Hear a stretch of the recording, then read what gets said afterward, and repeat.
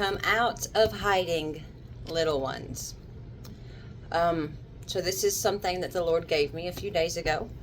I was actually in the woods, which I don't know about you guys, but that is the best time for me to hear from the Lord. That is the time that I hear Him the clearest, and that I guess it's because I'm free from distractions, free from other things to do. I am there in nature, in what because He created everything for us. So I'm there enjoying Him through what He has given us.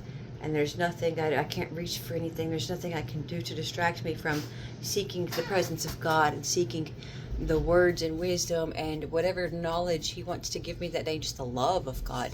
Looking around at nature and all that He's given for us, that everything He created for us, I can't help but feel just His endless love. So in my hike a few days ago, I came across a snake hole. And my mind wanders a lot. And I was talking to God, and I saw the snake hole, and I acknowledged that it was a snake hole. And then I acknowledged that it might be a snake hole. There's no telling really what it was.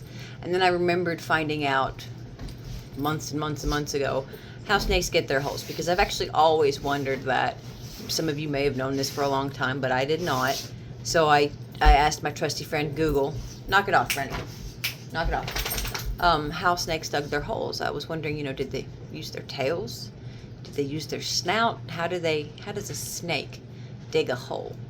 And I found out that they don't. Snakes don't dig anything. They steal holes from typically frogs. And I can picture a frog digging a hole. That's not hard to imagine at all. They've got plenty of limbs with which to do it in a way that makes sense. I didn't have to do much research on frogs to see that I was correct. They do hibernate. And there's all kinds of other beneficial reasons that they dig these holes and that they get in these holes.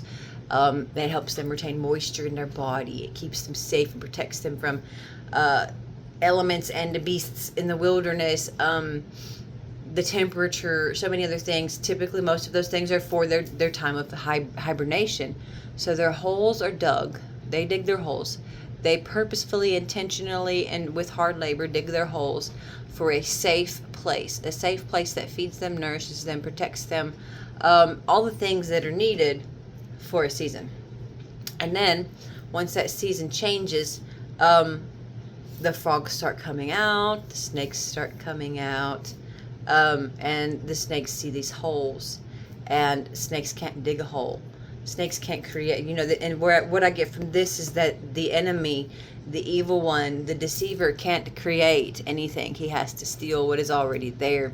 So the frogs have these safe places, and if they haven't left these safe places for their new season yet, if they haven't transitioned from one season to the next, it is no longer a safe place. And they don't yet realize that until the snake comes in and devours them in their safe place, and he then uses that safe place as the snake's safe place. So, depending on who's using the safe place would determine whether or not the place is actually safe. So for us, when it's the frog that is there, it is still safe. For us, once the snake takes over, that becomes a den of wickedness where lies, deception, evil things that bite. These things breed, they reproduce, they hide. They have safety from being discovered.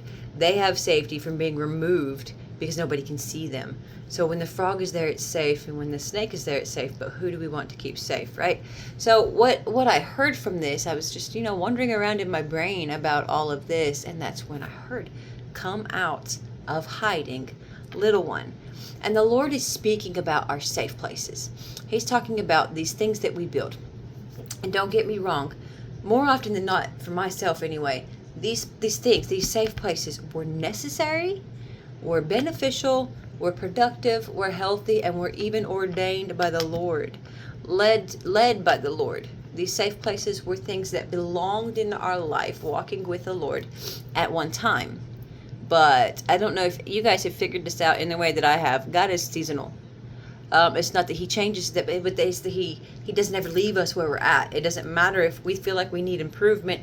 He always sees room for improvement. He always levels us up and up and up out of each season into the next one where we grow. So in the season that we are a frog and we dig our hole to hide, to be safe, to be able to get what we need from our environment while we are unprotected for whatever reason, and while we are hibernating. It's exactly what we need. But when it's time for that season to shift and it's time for us to come out, if we don't come out, that safe place becomes a trap. Those things that the Lord led us to build, those things that were so good for us in every way at one time, become what could kill us, become what traps us. It leaves us as a sitting frog for the enemy to devour, and leaves us providing the enemy with the safe place for him to use, for him to hide and attack from, because we don't recognize that safe place as a bad thing yet. And we don't realize that it is no longer safe. It is, in fact, the opposite of safe. So the Lord is saying, come out of hiding, little one. Whatever it is that we have in our lives that have been built in previous seasons, whatever it is that we're striving to do now, whatever it is that doesn't seem to fit, and I'm not even going to give any more on that, because each of us are different. We have different things in our lives, in our walks with the Lord. So if this is speaking to you, you know what it means for you. If it doesn't fit, even if it was perfect before and it was everything you needed before, and even if the Lord sent you there before, if it no longer fits, is it possible that it's no longer your safe place and you need to get out? Is it possible that the seasons have changed and it's time for you to come out of hiding? Find out what the Lord has for you next, before your safe place becomes a trap where the enemy can devour you. I love you all. Have a fantastic evening.